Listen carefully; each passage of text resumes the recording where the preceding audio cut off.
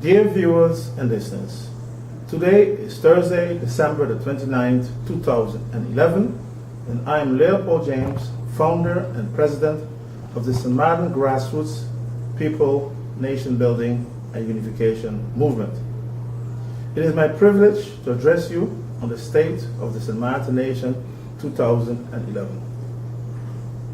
Ladies and gentlemen, within just a few days, the year 2011 will once more become history, and will be once more be facing a new year.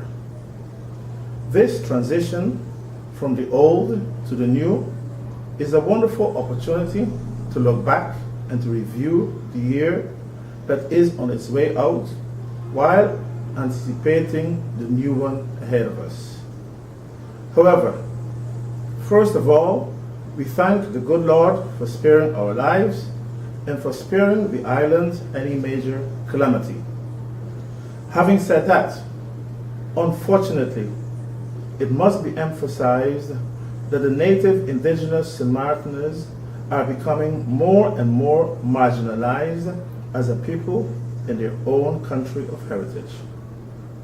While provisions of all sorts are being made to appease and to accommodate immigrants, even those illegally here, government has yet to recognize the St. Martin people and their rights to be protected and preserved in their land of heritage. Imported lawlessness and poverty is on the rise and tolerated, in the process undoing the hard work of many to build and develop our country. Increasing violent and heinous crimes are having a traumatic impact on our community as never in its history before. While most people are having a tough time coping with the consequences of the economic downturn, those in authority are basking in comfort. Instead of dealing with the hard realities of the local native indigenous St. Martin people, such as securing their very survival as a people, politicians prefer flying around the globe, attending all kinds of events where they try to assume some global importance. For us, as the St. Martin Grassroots People Movement, 2011 has been a very good year in terms of our work becoming recognized by more people and institutions. In particular, we are very proud that our cultural St. Martin ID card is gaining lots of attention and interest. The cultural St. Martin ID card was created for a number of reasons. In the first place, to allow for the native indigenous St. Martiners to be identified individually and as a people in order to bond with one another and with the land of their heritage. In addition, the cultural St. Martin ID card is the single most meaningful symbol and document of St. Martin heritage, as well as evidence of inclusion of persons of other ethnic groups on the island with an added value. Consequently, we are very satisfied to see many St. Martin people apply for their ID cards.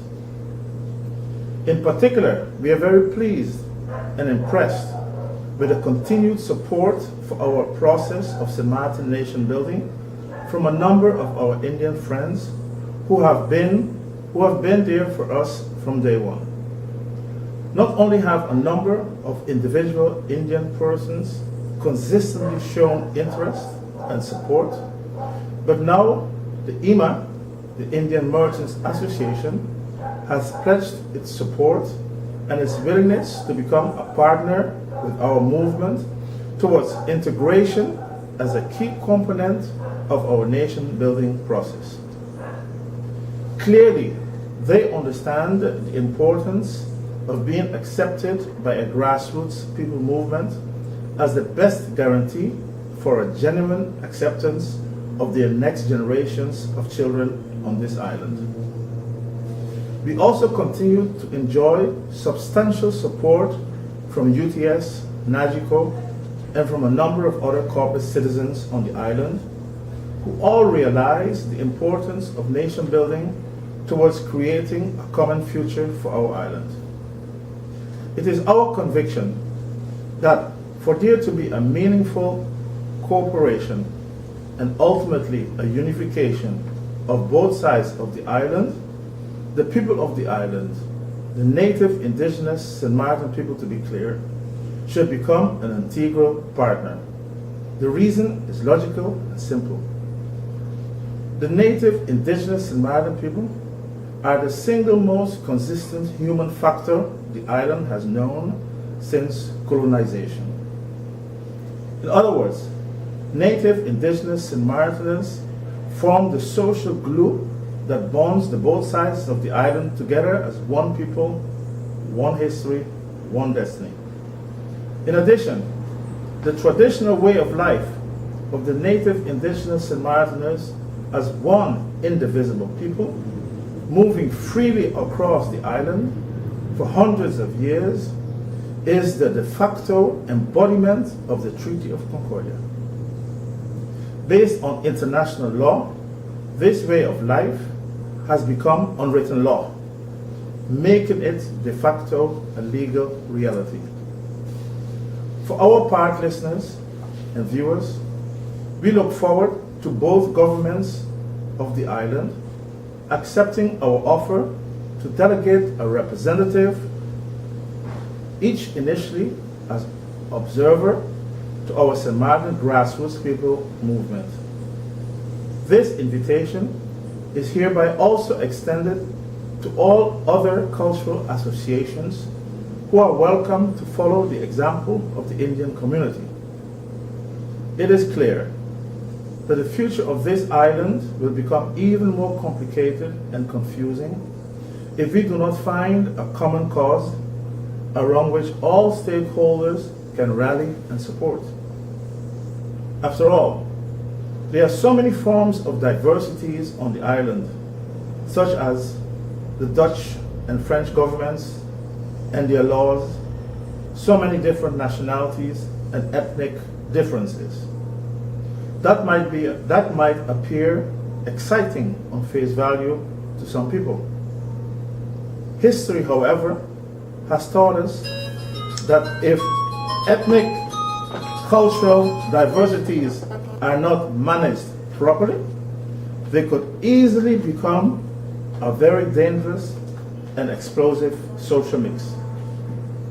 It is our firm belief that the nation-building process has the single most powerful appeal and role as a bonding process. After all, this process harmoniously and dynamically combines the preservation of the native indigenous St. Martin people with the inclusion of all other residents with an added value in the country. We would like to believe that if the entire community would support this cause, our island would finally achieve its true and strategic potential as a real multifunctional hub and trade center within the Caribbean region. In addition, our society could become the blueprint for many countries in the world grappling with the struggle between preservation of self and the results of globalization, such as immigration, etc. In the meantime, ladies and gentlemen, it is our hope that our new website, www.stmartinnation.org, will indeed become the platform solely and totally dedicated towards the nation building process, allowing for the input of persons living on the island of all and any ethnic background. In addition, we make use of this opportunity to recommend our St. Martin people to preserve our St. Martin heritage and to pass it on to our next generations of young children. In particular, we look forward motivating and inspiring young people to get involved with our St. Martin grassroots movement and to eventually take it to the next level. We consider this all our sacred mission and our contribution towards the development of our island. And we hope that government, other NGOs, and the business community as well will also play their roles as such. In ending, ladies and gentlemen, fellow St. Martiners at heart, and all of you viewing this site, on behalf of our board members, Diana Hodge, Larissa Hodge, Albert Adams, and my wife, Mrs. Jeanette James Suterbrook, I thank you for your attention, and I wish each and every one of you a safe, healthy, and especially a blessed New Year 2012. Thank you.